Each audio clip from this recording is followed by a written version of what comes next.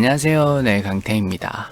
오늘은 의지력에 관한 슬럼프를 극복하는 방법에 대해서 이야기를 해보려고 해요. 오랜만에 연애 관련 이야기가 아니네요.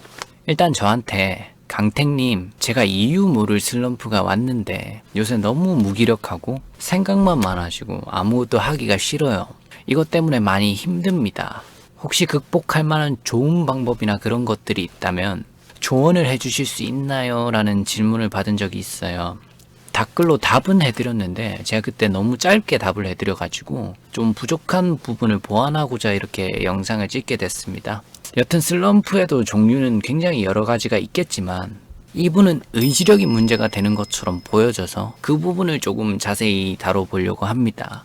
의지력이 자꾸 없어지는 슬럼프에 빠지는 원인은 저는 크게 두 가지라고 보고 있거든요. 첫 번째는 삶의 목표가 없는 것이고, 그리고 두 번째는 목표가 있었는데 그게 이제 사라진 경우겠죠. 이런 거죠. 삶의 목표가 없는 거, 내가 할 게 없는 거, 내가 어떤 거에 재능이 있는지도 모르겠고, 내가 뭘 해야 좋을지도 모르겠고, 뭘 하고 싶은지 명확하게 알고는 싶은데 그게 없는 경우겠죠.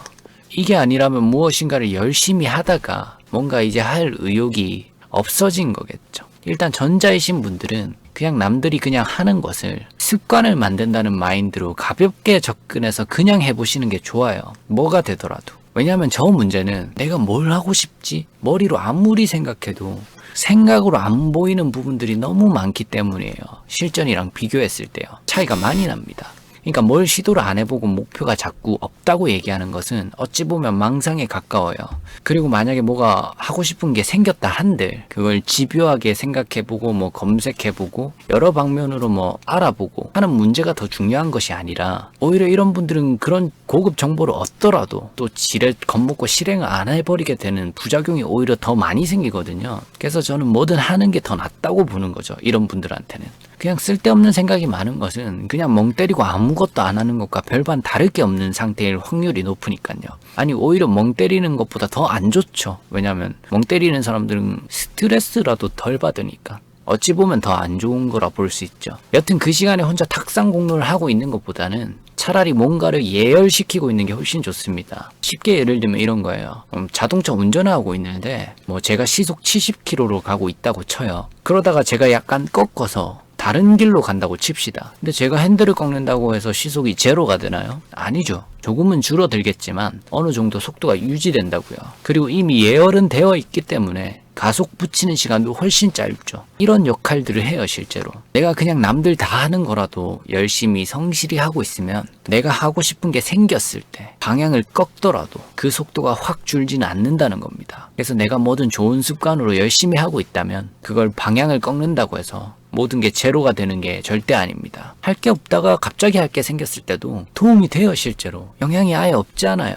하고 싶은 걸 나중에라도 찾았다고 치고 좀 더 지나놓고 내가 성과를 내놓고 보면은 예전에 내가 열심히 했던 이런 자잘한 습관들이 다 도움이 됐구나 라고 느끼게 되는 거죠. 그게 꼭 기술로서 뭐 연계가 되거나 연관이 되어 있지는 않더라도 좋은 습관과 좋은 멘탈과 그리고 마인드적인 이런 부분들은 확 하고 사라지지 않아요, 절대. 그래서 우리가 살다 보면 간혹 이런 얘기를 듣는 사람들을 보잖아요. 너 뭘 해도 중간 이상은 하겠다. 저는 이런 얘기를 듣는 사람이 대부분 그래도 뭔가 열심히 하고 있는 타입의 사람이라 생각을 하거든요. 오히려 도움이 안 되는 거는 대부분 대충대충 처리한 것들이에요.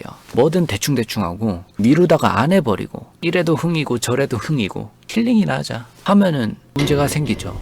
물론 운이 엄청 좋아가지고 그런 사람도 잘 될 수도 있겠지만 확률을 놓고 봤을 때 인생이 꼬일 확률이 훨씬 높고 멘탈이 약해져서 결국 나를 잡아먹는 느낌이 들게 돼요. 잘 될 확률보다는 이 경험을 하게 될 확률이 압도적으로 높습니다. 그래서 내가 뭘 해야 될지 전혀 모르겠고 그것 때문에 슬럼프가 심각하게 찾아온다면 뭔가 가벼운 것부터 내가 할 수 있는 것부터 남들이 다 하는 것이라도 학생이라면 그냥 공부를 열심히 하시면 되는 거죠. 그걸 방패 삼아 아무것도 안 하지 마셨으면 좋겠습니다. 가벼운 거부터라도 시작하시길 바래요. 그리고 후자이신 분들은 열심히 잘 살다가 이렇게 슬럼프가 온 것이기 때문에 나를 좀 다독여 주시는 게 좋지 않을까 싶어요. 다독여주는 시간이 좀 필요하기도 하고요. 일단은 뭐 다른 경험을 해보는 것도 좋고요. 뭐 직업을 바꾸라는 게 아니라 취미 같은 걸 통해서 내 인생에 생기를 좀 불어넣어주는 것도 좋죠. 실제로 만약 내가 하고 있는 일에 슬럼프가 생겨서 다 다른 일을 한다고 한들 그 일도 결국 슬럼프가 찾아오게 되거든요. 처음에는 새로우니까 좀 더 재밌을지는 몰라도 결국은 찾아온다고 봐요. 그래서 내가 성실하게 하는 타입인데 슬럼프가 찾아오는 경우는 저는 이것을 민감하게 받아들이지 않는 것에 엄청난 포인트가 있다고 생각해요. 이게 제일 중요하다고 생각을 합니다.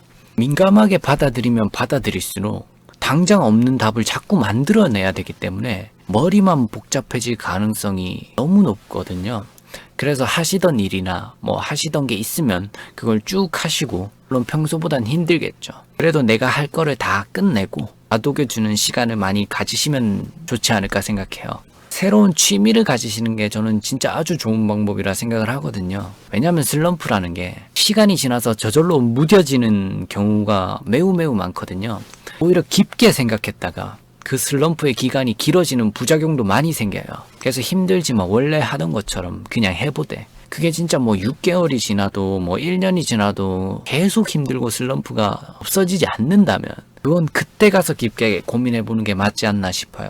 보통은 다들 무슨 일을 하다가 몇 년에 한 번씩은 이런 경험들을 대부분 하시잖아요. 근데 또 대부분이 그걸 잘 이겨내고 그냥 하십니다. 왜냐하면 다른 몸을 걸기에는 리스크도 클 것이고 두렵기도 할 것이고 여러 가지가 복합적인 문제가 생기죠.